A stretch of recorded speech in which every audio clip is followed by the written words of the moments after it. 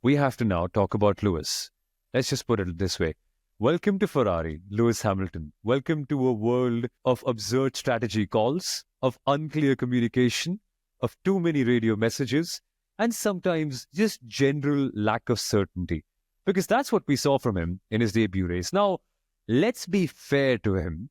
This wasn't really a bad performance, given everything, Sundaram. Given the fact that he's just learning the car, the driving style is very different, the conditions were tricky, he didn't know all of the switches because that turned out to be his biggest rival in the entire race. Just finding out all the different switches and buttons on the steering wheel and just trying to make sure that he was as polite as he could be to Ricardo Adami without trying to sort of lose focus from the race. But ultimately, it wasn't a terrible performance, but just an introduction into the world of Ferrari, which Charles Leclerc also got another taste of today. Oh, yes. And I think he was literally pushed into the deep. First race of the season, it's a wet race, and then you're still trying to come up to grips as to what's happening with the car, and then also trying and communicate very transparently and clearly with the team. So, like I've said, races like this, high pressure races like this, especially in the wet, it leaves a lot of things out in the open. And then you can really see how cohesively teams are working, how closely they're working, and what are their weaknesses, what are the little chinks in the armor. And that was very evident. We've known Ferrari for the strategic issues they've had in the race, but then you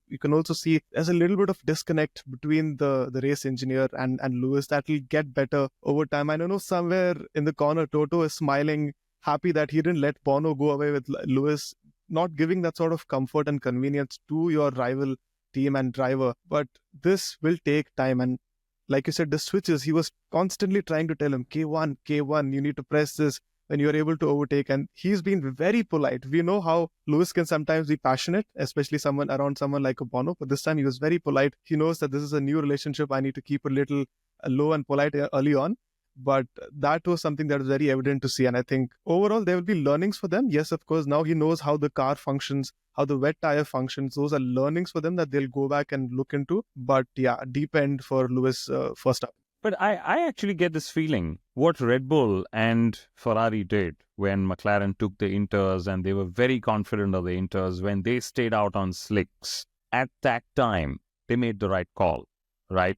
Because McLaren's advantage was so good or so much that the only way they could compete was by making a risky strategic call. And at that time, the race was, people were not sure what was going to happen.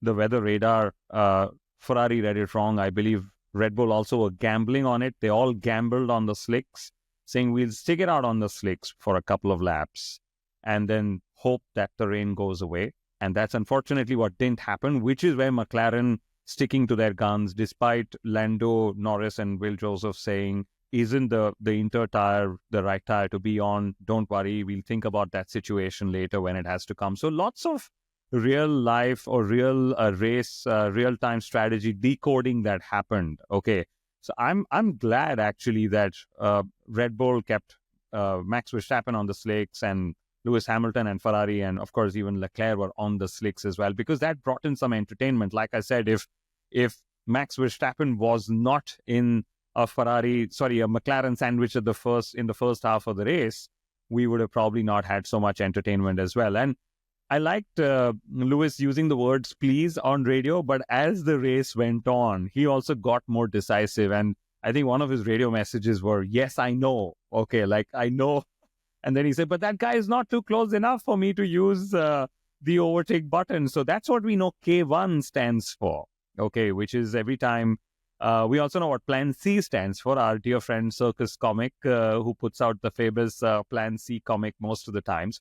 But yeah, truth be told, the radio moment of the race weekend has to be down to Charles Leclerc and Brian Bozzi for the water leak that he faced. And then he was told, yeah, that's probably the water, which of course he meant was a drink system. And then Leclerc said, yes, let's leave that as the words of wisdom. But Leclerc must be wondering, why is it always me when it comes to such situations? Of course, he had that mini spin as well. And he was actually hoping to get onto the podium today. Do you guys think that could have happened? I think Ferrari had the pace or could have had the pace for it to be a P4, P5 race, probably not more. And I'm really wondering, because did Ferrari really need to make a gamble? That's what I'm really wondering. And that too, what I've just seen from the lap chart or the pit stop chart is they've not even split strategy just to give one of the drivers a gamble and see if they're able to make it to the podium spots.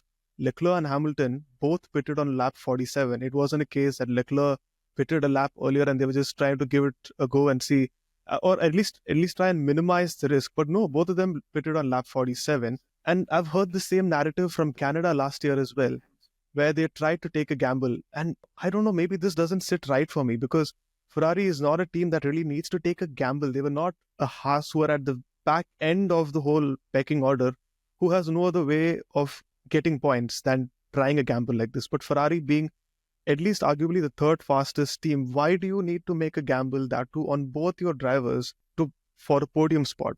It's the first race of the season. Do you want to go a negative momentum towards the next set of races rather than get a couple of important points in the bag?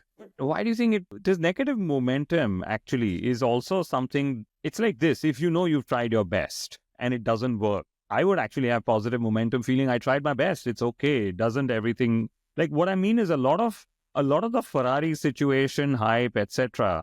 Yes, we are all disappointed because they did fantastic content and collaboration. We are content creators, and suddenly Lewis Hamilton and Ferrari, like the epic brands that you can think of in Formula One, are doing crazy stuff.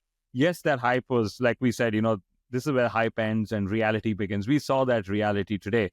But I think they just tried, because if they would have done what everyone else is doing, they would have sort of, where life is going to, or rather what's going to happen when the checkered flag drops. So they were just trying something different. Of course, it's easy for Lewis to say that I wasn't told that there is rain elsewhere and we missed out on an opportunity. Yes, fair enough. In the post-race debrief, that's what you're supposed to do. Identify, where you could have sort of looked at data differently, or instinct, or even checked, is it really raining at the other end of the circuit? Because like Lando Norris said, one part of the circuit was dry and the other part was wet. So I get a feeling, Ferrari and Lewis, of course, will learn, but them trying different strategy, in fact, them not splitting tire strategy goes to show that they backed the information they had at that time, which was that being on the slicks was actually the right thing to do. And maybe, and this is where I'm being funny now, maybe everyone is still in 2024 where, oh my God, if McLaren has taken the slicks, that's definitely the wrong thing to do. So we should take the inters, which means if they've taken the inters, we need to take on the slick.